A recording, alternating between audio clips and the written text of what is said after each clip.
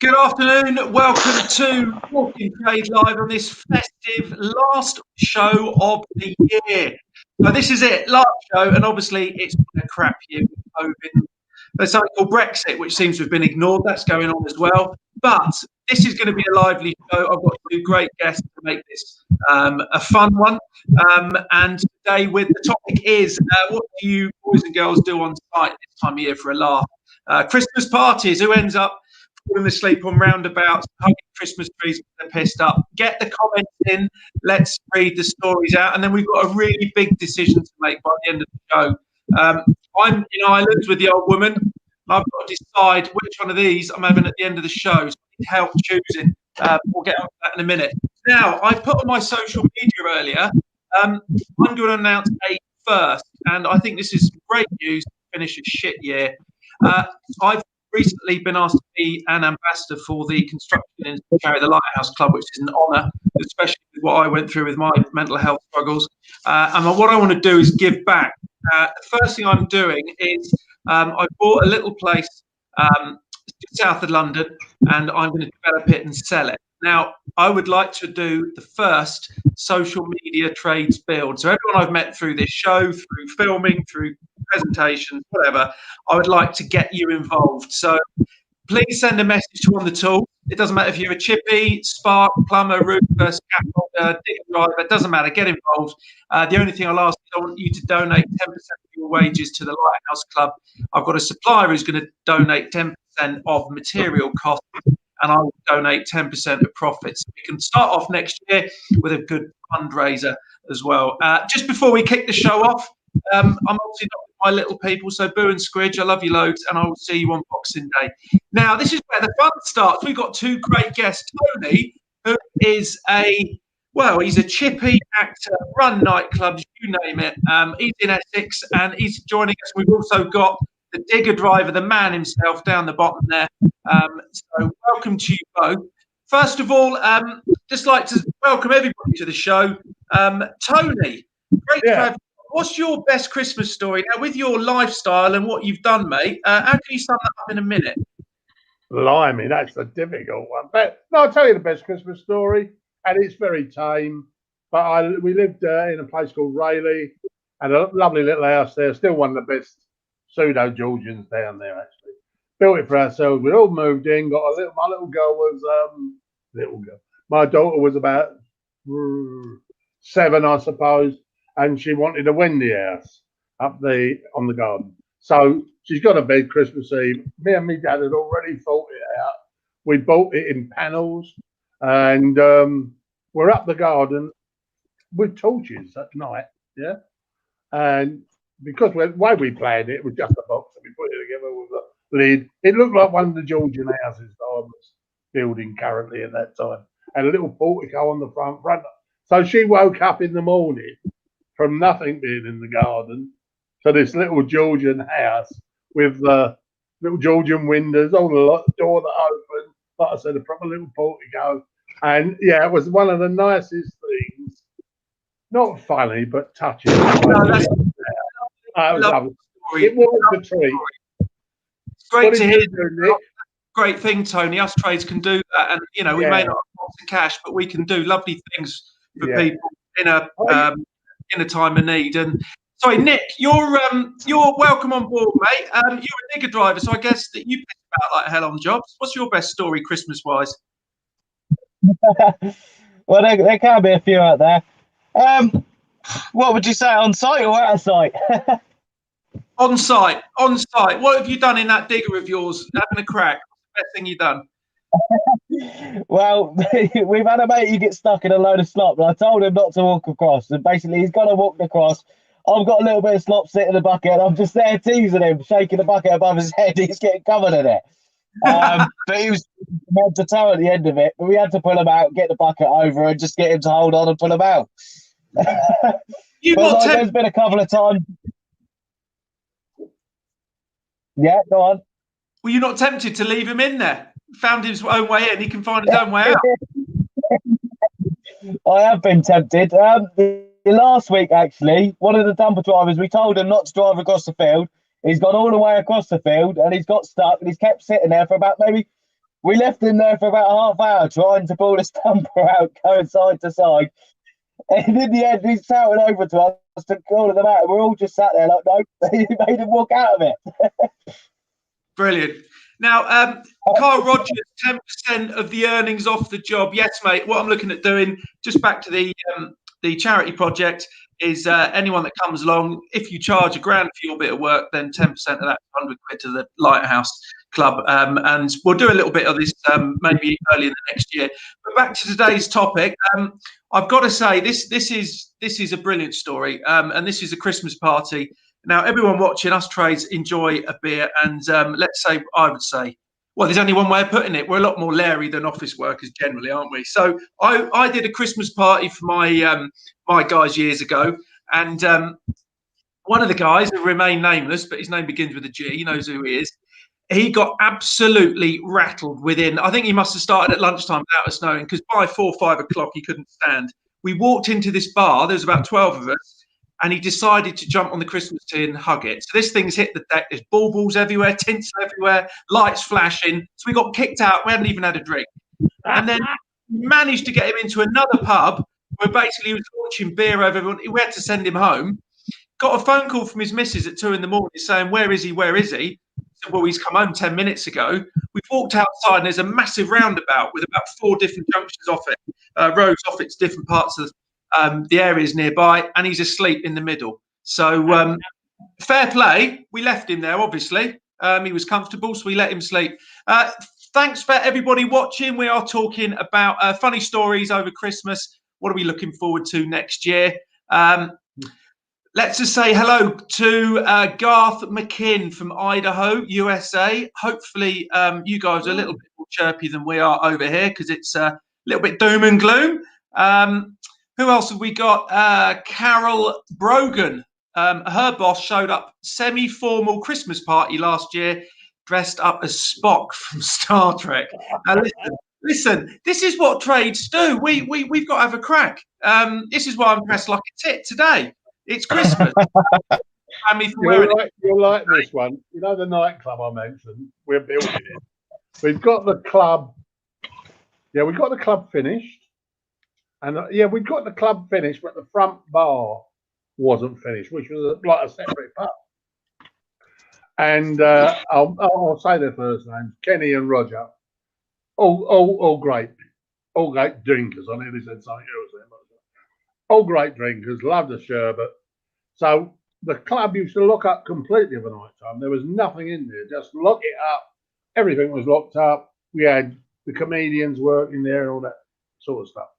So me and my partner, look, all right, Brian, see you later. This is like 4 o'clock in the morning. See you later. Locked up, gone.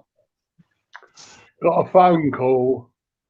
I think it was about 8 or 9 o'clock in the morning.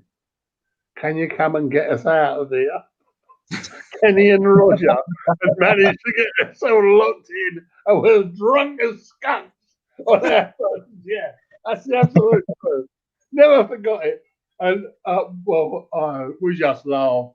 What else could you say? But that talk about devilment, you know what I mean? Yeah, very. Brilliant story. Keep viewers, everyone watching. Christoph Kaplan, greetings from Poland. A big hello to you.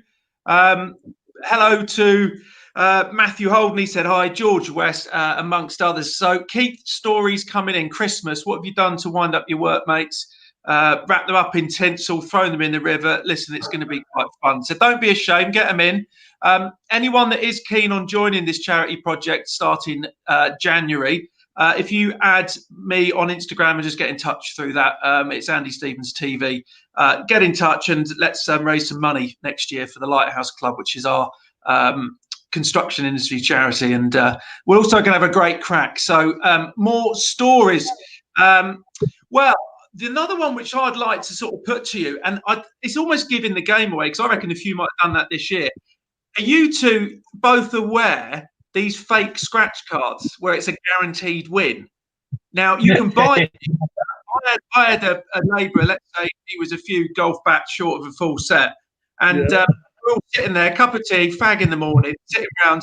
There's about, 12, 13 of us, and I'd done scratch cards as a little Christmas thing.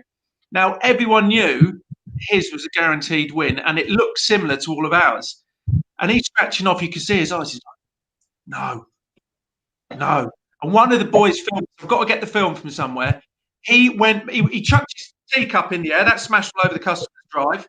He was dancing around in the skip. He was pulling clothes off. He thought he'd won 100 grand.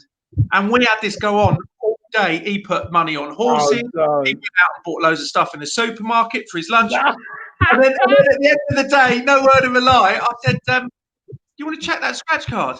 He went, what? I said, where'd you get it from? He went, you. I said, and he was absolutely livid. He only lasted 4 weeks after that, and he walked off the job. But there we go. Any more stories? Keep them coming. Let's finish this year on a good note. Edward Seymour, he's from South Africa. I bet you've got lovely work down there. Welcome to the show. What have you been doing with your work, colleagues? Let's hear the stories. Good morning from Wigan, Jake Tickle. That's a great name, mate. Welcome to you, and hopefully you're grafting hard up in Wigan, or I wasn't saying the pub, but is anyone in the pub? That's another story. Oh, no. Anyone in the pub? If you are, 10 bonus points because none of us are down. Tony, in the pub in the building, you know. Tony, what are we going to do this year without going to the pub? It's not easy, is it? Well, I mean, to be honest, because of where I live, I don't. It's a 1 pint and go home because I have to drive. So that's me done for with that game. I do occasionally get a taxi down there and have a night out, but no. I was actually thinking, about funny things. I was building 4 or 5 houses at Bentley, snow on the ground, lovely, cold, freezing winter, no windows in. And I'm looking around, I thought, where's Terry Patchin? Like, he was one of my bricklayers, yeah. Where's Terry Patchin? And I thought I had him down there doing a bit of work, I looked out the window upstairs. This is the building trade for you. And there's Terry Patchin with one of my kitchen cabinets on his back, running across the fields. But that's the building trade, isn't it? That's what it used to be like. I mean, we didn't have any of the luxuries of helmets and God knows what scaffolding. You're so spoiled. It ain't true. Well, I'm going to ask Nick, the digger driver. You used to do run sites and jobs like that. I mean, health and safety, it's gone a bit mad, isn't it, mate? And there's not much fun and games anymore. Well, basically, I remember being on a site, and I had another foreman, and we had this young guy. He come on site. He was from HSC, and he started picking things out left, right, and centre. And he started saying, "Look, you got to basically close the site down." So the foreman at the time, he's an older guy. He's in his 40s, and he's turned around to the younger guy, and he's turned around, okay, I'll shut my site down, but you need to bring your manager back. And the young guy's getting all excited. Yeah, I'll bring my managers back. Watch this, blah blah blah blah blah. The older guy, it's an older guy, comes back with him the next day. The older guy actually sits down with our foreman, actually understands you can't always do everything completely dot to dot. Now, obviously, this young guy, he's been in college, he's only done health and safety through college, so he's never experienced site work at all. So he doesn't understand you have to bend the rules a little bit, but it's still safe. And the old guy explained it to him. They are being safe, but they have to bend the rules because you can't do it everything book to book. The young guy sat there, read as anything, and been signed off, allowed back to work. Yeah, I mean, I actually feel sorry for these youngsters rush through college, to run a site or health and safety inspect. You just think, because older trades, you're going to see this lot coming, and you just they can say anything, and they're going to get ignored. Let's be fair. We've been doing this for 20, 30 years. We kind of learn off others on site. And experience is a big thing in this game. And when you get someone that's probably not started shaving rock up, when I have done my triple STS and stuff like that, the old guy who was doing that, he said the reason what made him do it is because he's worked on site for so many years, he's experienced it, he knows what's what, and he knows things do get bent, but he wants obviously to show the safetyness at the same time. But he understands you can't go from book to book like these youngsters are going in college, learning it through uni and then coming out onto the field, and they haven't actually experienced the field work themselves. So it's kind of like, what's going on here? Well, another story, which, I suppose it is vaguely amusing, but one of my jobs years ago, there was 3 bricklayers. We were coming out the ground, getting up to damp, and the building inspector came out. And I can't even remember what he didn't like, but it was something which was meaningless. So, we're just going to get on with it. We've done enough of these things. And anyway, he started to rear up a bit. He was one of these that had a brand new high vis, shiny rigger boots on. He thought he was the dog danglies. And what he didn't know, these 3 brickies were very, very good kickboxers, ran their own gym, trained up the kids. He started rearing up. And anyway, it ended up with the 3 lads saying, listen, if you want to see tomorrow, or if you want to have a sleep in these footings and not come out of it, you crack on. So there's the other side of it as well. These building inspectors and health and safety execs, they've got to work with the people there, because working against them, you don't know who you're up against. No. Let's back to George West has said, where do you want to send a story? Just mention it in your comment, George, and I'll read it straight out, mate. Well, here we go. This is. I think this is quite a funny story. Aditya Mishra, he doesn't like brush marks after painting's been done. Decorators, they're a laugh a minute, aren't they? They're probably already in the booth by now. It's 1:45. Decorators, are they the funniest trade, do you think, Tony? They're usually a good crack, aren't they? Oh, I had a crowd of them who were mates, and yeah, they were good fun. They were gay, actually, but working on a building site, they couldn't be like that, could they? But they were. And the stunts I can't remember, but the stunts they used to get up to, these guys, they didn't give a stuff. In fact, one of them, Del, he had a carpet on his head, yeah, and we'd go in the boozer afterwards, yeah. Oh, we finished, we're all in the pub. And he'd say, "Hey, love, can you hold my hat for a minute?" And he'd rip this thing off that looked like a bit of dead cat and throw it over the bar. And there he was called, yeah. It's wonderful. But building sites are strange places, because you've got to be careful what you say. You never know you're dealing with. And things can get a bit anxious very quickly, can't they, on a building site? Well, they used to. I don't know about that. Like I said, I think you lot are all out there lemoning it up, really, ain't you? I mean, it's not like it was. Well, I tell you what, Tony, I reckon residential builds, like, an extension or refurb, you get a small gang of, 10, 15 of you, and you can have a lot more fun depending who's running it. But your big site work with all your suits and that lot walking around. And on the story of decorators, I bought one of these new little radios about 3 years ago, because the old one I had was 15 years old and knackered. And I was really pleased with this, but it arrived when I was out picking up materials. Anyway, decorators were in. Well, that was foolish, because they're the wind-up merchant. So I've got back and I'm thinking, where the hell's that radio? And what they'd done, I mean, I'm going to get the photo and I'll get on the tools and stick it up. The decorator had used 3 rolls of 2-inch masking tape to wrap it up, and he'd drawn on the front little speakers with the aerial. It took until 6 o'clock at night to get that damn thing opened. Fair play. As you said, Tony, you've got to absolutely have a good crack. And Nick, do you feel that people are having as much fun these days, or is it getting all a little bit serious with health and safety and all the rest of it? It's been like I was saying to you before we started the live. Obviously, I was doing civil engineering and stuff like that. Now, I've like what you're saying. I've come into the house bashing side of things, and to be honest, this new site that I've come on is we all get on like house of fire. And obviously, we do watch what we're doing, but like the ganger, he'll actually put videos up on his Facebook, and people are messaging comments on his Facebook videos like, "How do you guys get away with this? Why? How do you get any work done, for starters?" But we all have a crack and a laugh. We all push the limits a little bit. And to be honest, the guys who are running the site, the principal contractors, they're pretty laid back. But obviously, they do ask us to try and respect and be obviously safe as we can. But we do have a laugh, and it is a good crack, to be honest. And it is nice to see. Tony, do you miss being on site? I know you got your new acting career with all your lovely buddies, but do you miss being on site? Yeah, I do. In fact, the other week, my boy was helping someone out and did a bit of work, and he got behind with it, and I said, "Oh, look," and I had a couple of days with him. I'm not very good now, seriously, but I still cracked on with a bit of it, and we had 2 or 3 days. And I'll tell you what, I came away from there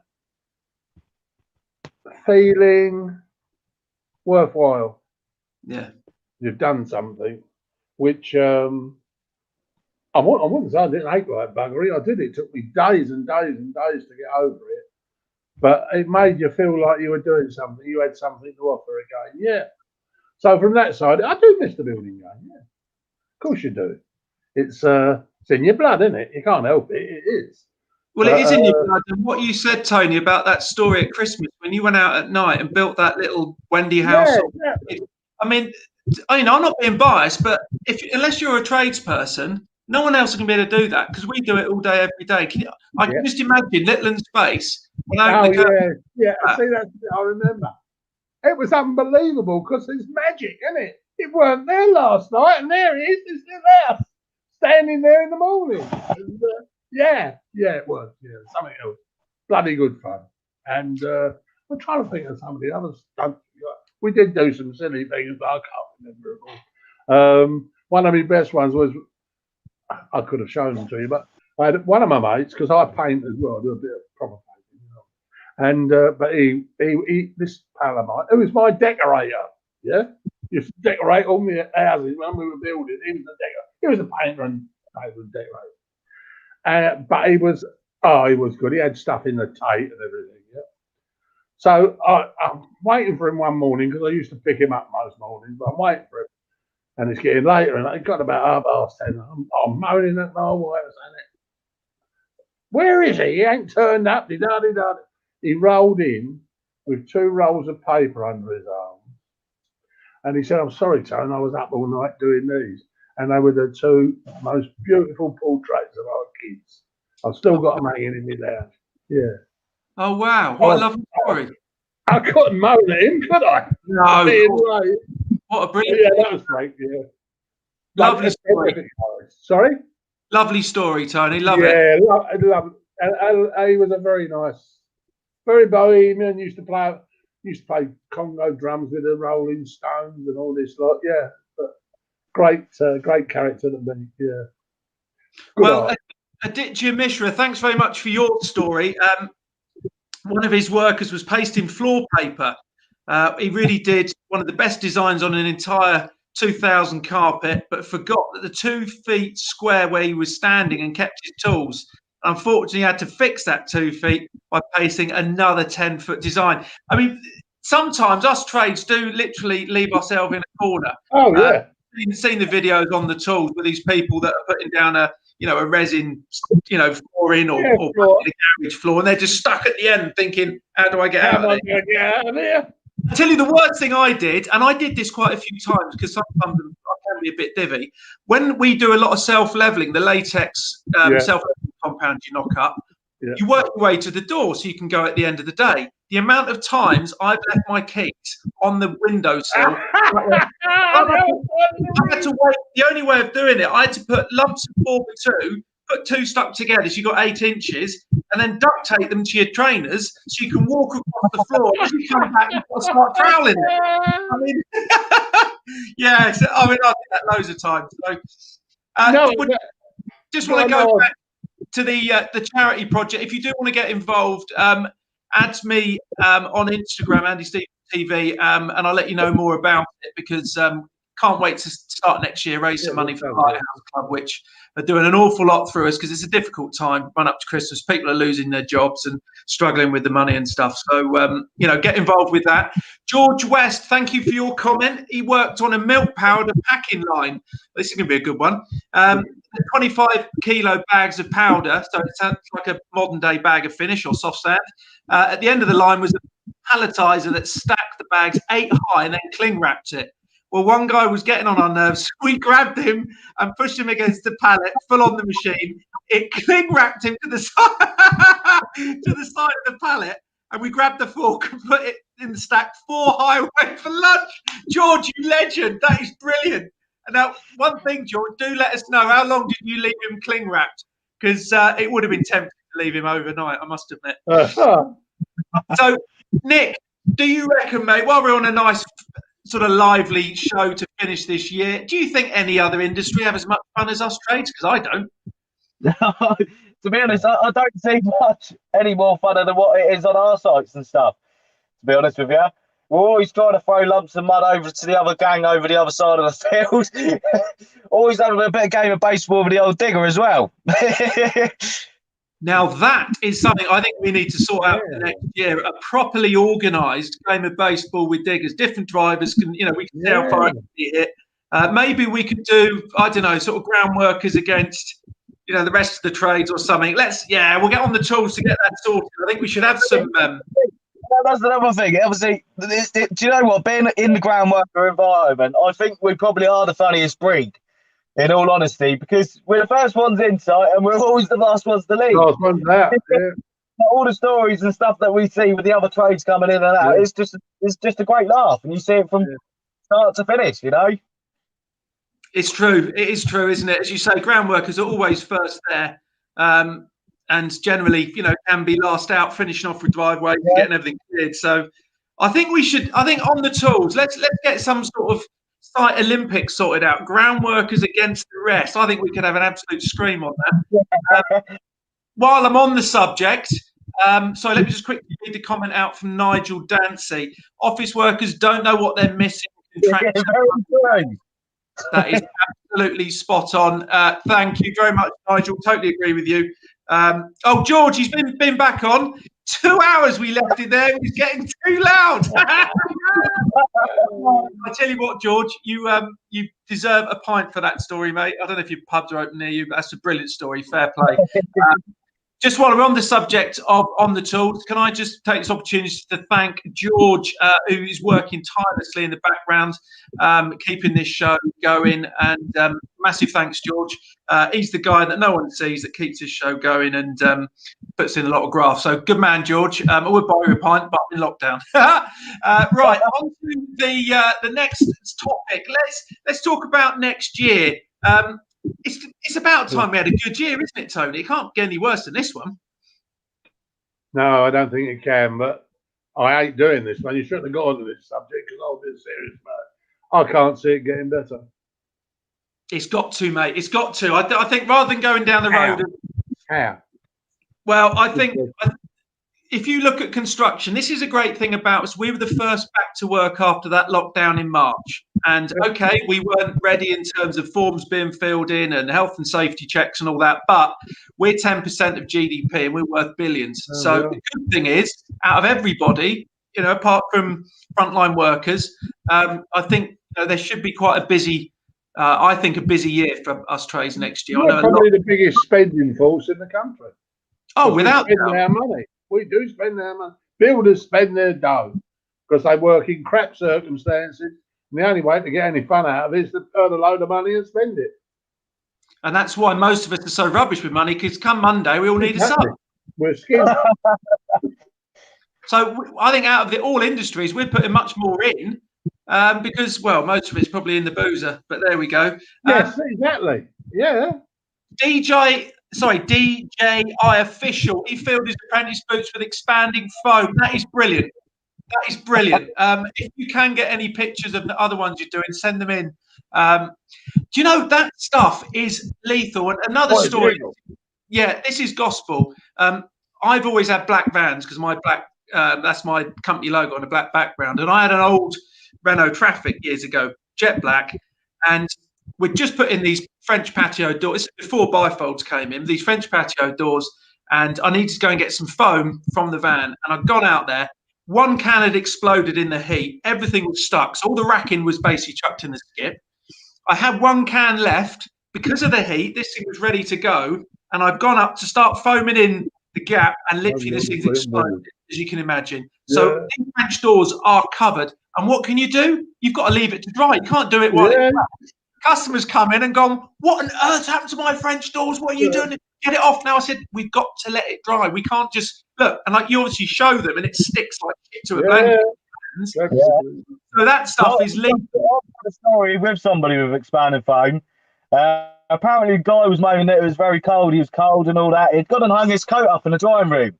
They've all gone on tea break. Two of the lads who told me the story, they've gone in a van, grabbed the can of expanding foam, made a nozzle inside of his coat, filled the inside of it out. So when mate's gonna put it on, it's like a great big puffer jacket. I think out of all the materials we use, expanding foam's got the most potential to annoy an apprentice or wind someone. Dreadful. It is dreadful stuff. I mean, I love using it, but what mucky, horrible stuff in it. Oh, here we go. DJI officials back on. Matey Boot said he wasn't happy. He also heard of someone filling the car boot full of expanding foam. Could you get that out? Because when it dries and expands, it's going to fill the boot and stick to all the material in there. You're going to have to leave that, aren't you?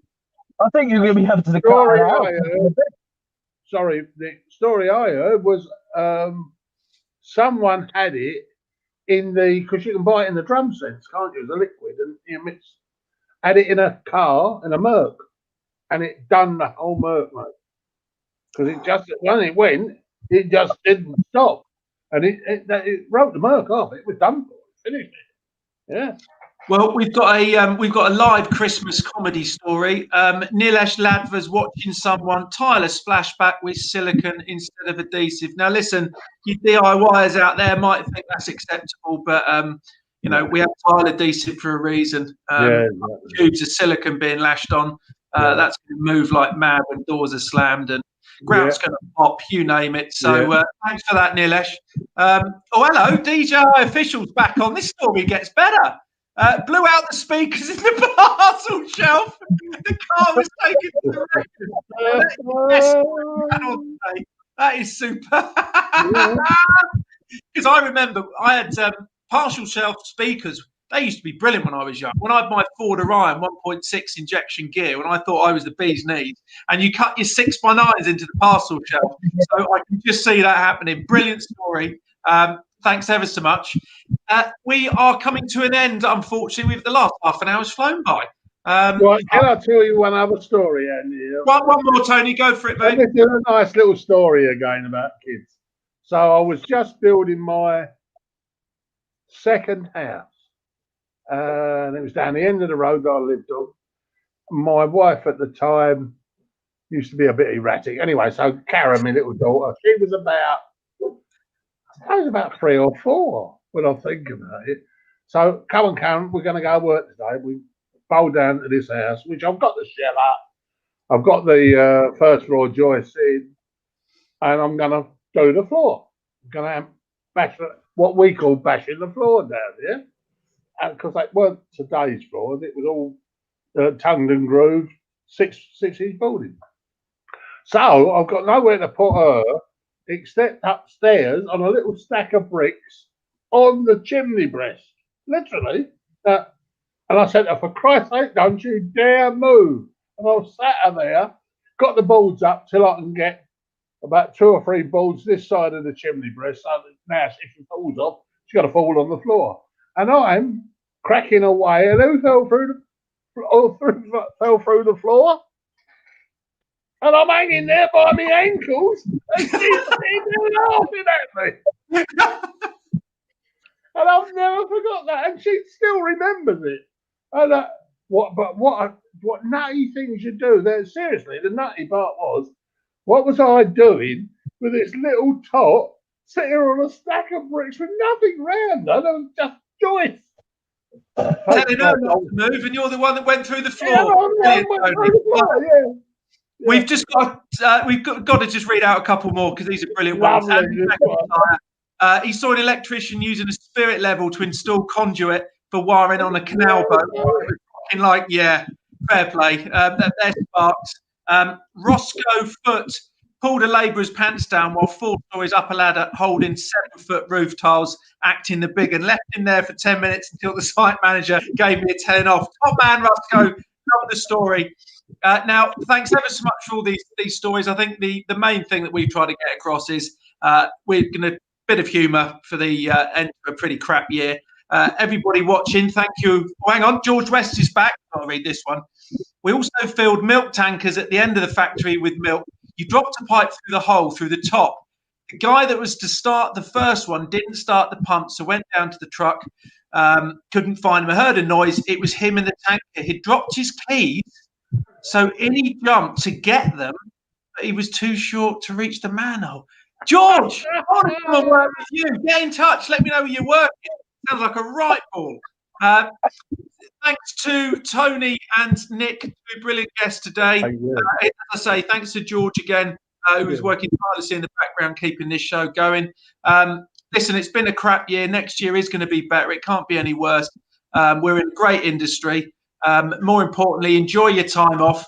Have a drink, but not too many. If you are struggling, remember the Lighthouse Club is there, which is the construction industry charity, and they are doing wonderful things for financial, mental, and physical health. But most importantly, have a cracking Christmas. The next show is the 7th of Jan. So if there's any topics you want us to cover, please drop the On the Tools page a message. Now, being in Ireland, I've got to, for Christmas, I've got to make a quick decision. So I want people to say, am I going with a Galway hooker? Sounds tempting. Or am I going to back stuff? The next comment decides what I drink when we come off air. So thank you to all. Nick, have a great Christmas. Tony, have a great Christmas, and good luck with all your everyone. Thank you very much.